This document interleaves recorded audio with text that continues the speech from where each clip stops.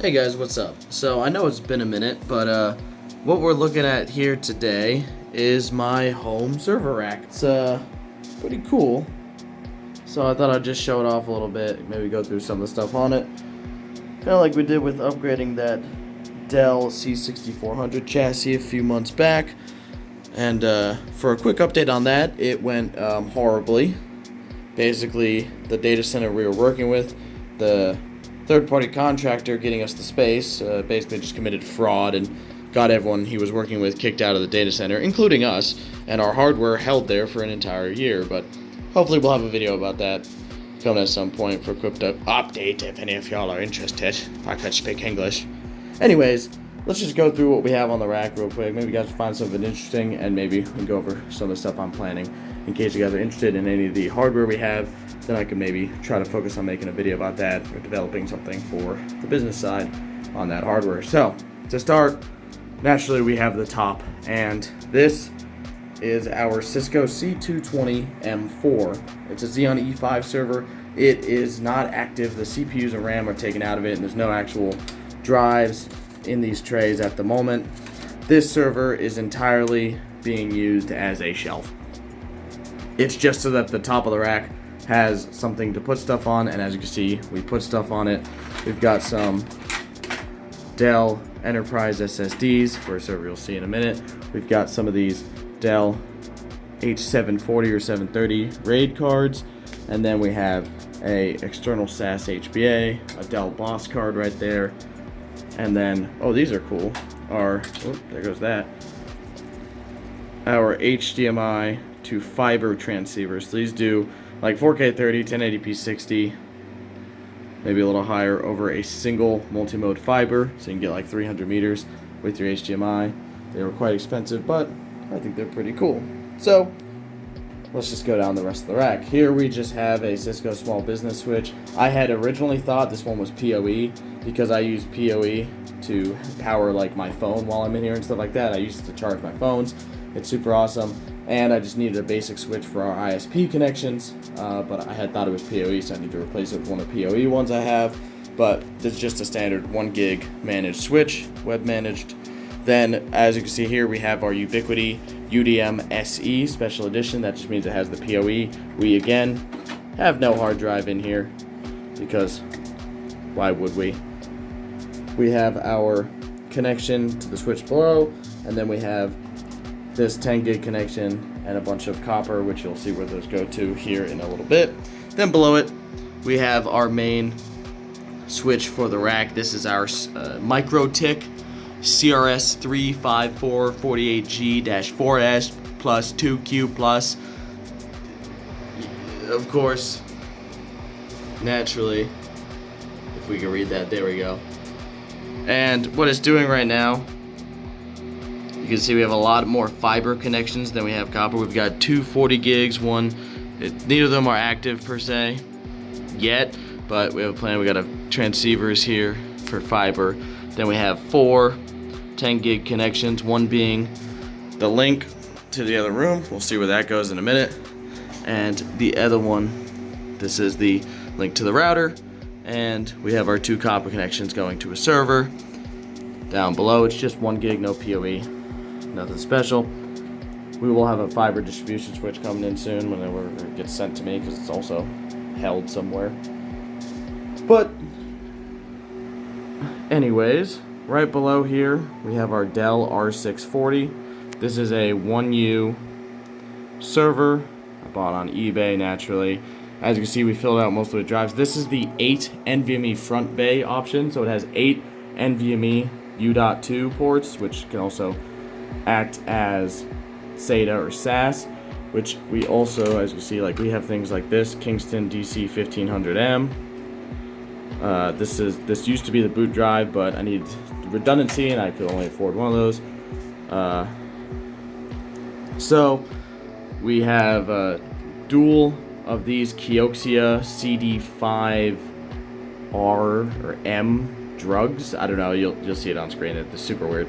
And then here we have 2 SanDisk Skyhawk, all 3.84 terabytes. They will be in a RAID 10 or a RAID 5 here in a little bit once I figure that out. Just a 2 terabyte SATA. As you can see, we have trays that say 600 gigabyte SAS, but that's just because I took them from a different server that used to have SAS. These were very expensive to buy elsewhere. Then just some random SATA SSDs. Like, these aren't 2 boot drives, just 2 SATA 512 gig SSDs. So there's really not much special here. This is a 2 terabyte. It's one of these Kingston KC600s. Unfortunately, this one has actually failed.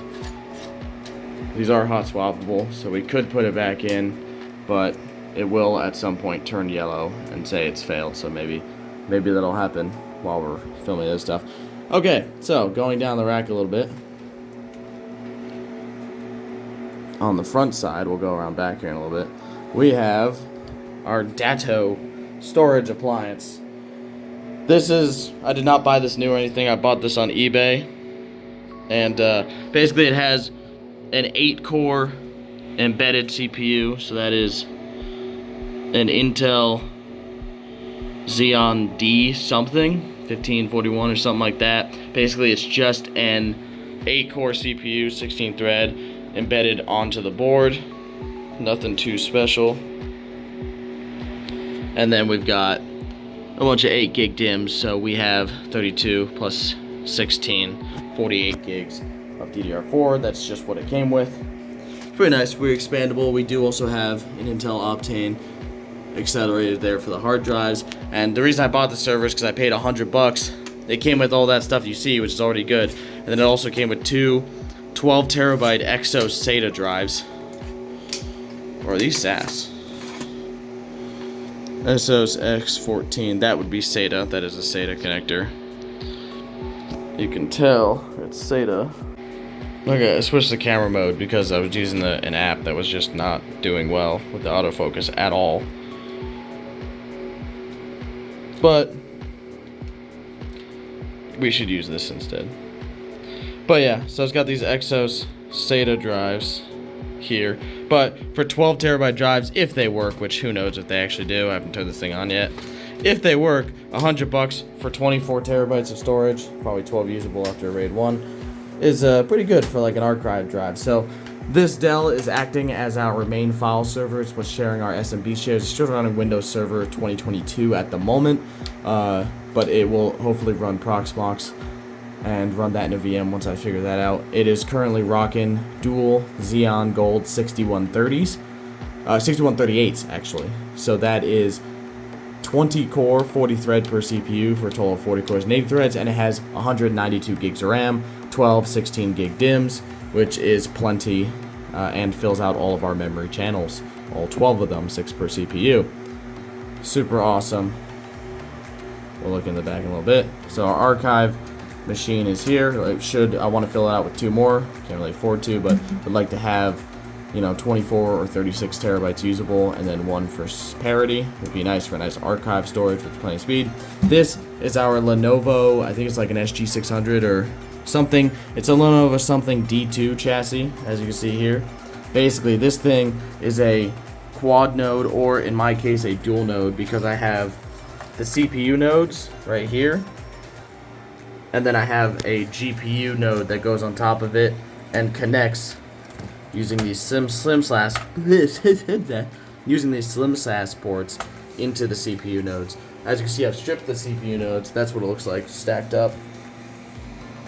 I've stripped the CPU nodes of all their worth because this thing is way too loud and too heavy and too obnoxious and too power hungry to use inside of what is a European apartment, actually. So I'm just sitting in an apartment room. That's why there's carpet on the floor. So I need to get rid of it, but I got a good deal. I paid about like $200 for all the CPUs. It came with 4 6138s and 384 gigs of RAM. So pretty nice for what I paid. So I'll get rid of the chassis at some point. And then finally, going down, we have some rails for our server, which is a bit of a secret right now, but this will eventually be an encoding server for streaming and similar, and also rendering server for Premiere Pro for editing. Currently it's rocking an Arc Pro A60 and dual 28 core Xeon Platinums, if I can get them to work. They're experimental Platinums, so we will see. That'll go here. We have a shelf for another UPS in the future or something similar. Then we have our main UPS. That is the majority of the noise of this rack.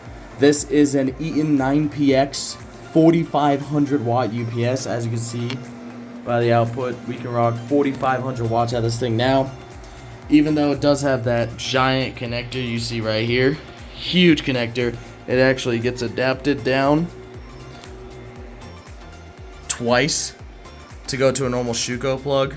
I'm in Europe, so I do get 220 volt, which is perfect for this, which means we can get about 3600 watts, 3000 to be safe.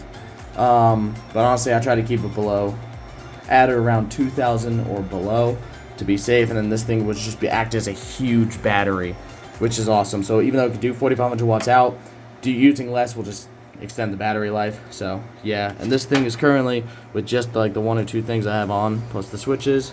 Our current load is about 270 up there it is. The current load is about 270 watts or 1.4 amps, so really nothing too bad. But that's just for this one server and these switches. So yeah, and let's head around back real quick. Around back is where the magic does not happen, because there's really not much magic. So here we have our dumb PDU. It's essentially just a standard PDU. I have a second one to put in later. Takes this C19 plug-in and outputs these C13 connections, which are connected to our various items down here. Just for the power real quick, I did show you saw it on the front, but under the UPS is an HP PDU that I got on eBay. Don't know how much of that you can see. Basically, takes that giant CE connector that comes out of the UPS right there. There's the input and there's the output to that, and it sends it out to multiple C19 plugs, one of which is the one for right here. Below that, we have plugged in currently into one circuit, but we'll plug it into 2. We have our R640 PCIe cards we can get into later. There's an SSD and multiple network cards. We do have a 100 gig card.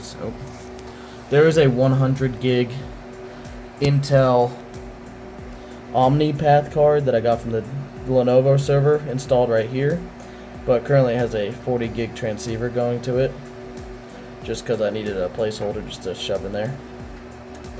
I thought maybe it would work. I kind of knew it wouldn't. Switches can go down from 100 to 40. NICs usually don't. Then we have our iDRAC connection, which you can see is this little one. Our internet connection to the actual server itself, getting the file server so we can get updates and stuff, is the copper here. Then we have our 3 10 gig connections, one straight to the router and then 2 to the MikroTik switch, so we can route multiple VLANs. We have like file storage VLANs, stuff like that.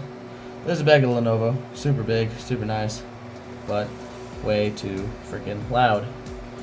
Anyways, this is my rack.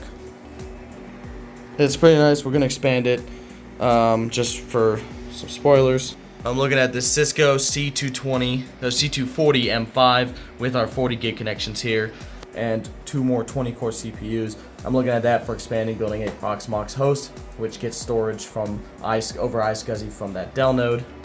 So if you find any of that interesting, please let me know. If you want me to look at any of these more in depth, please do let me know. If you find any of this interesting, maybe I can actually get some more production quality going. And yeah, there you go. Drive has already failed. So hope you guys kind of enjoyed. I love you guys, and I'll see you in the next one. Peace.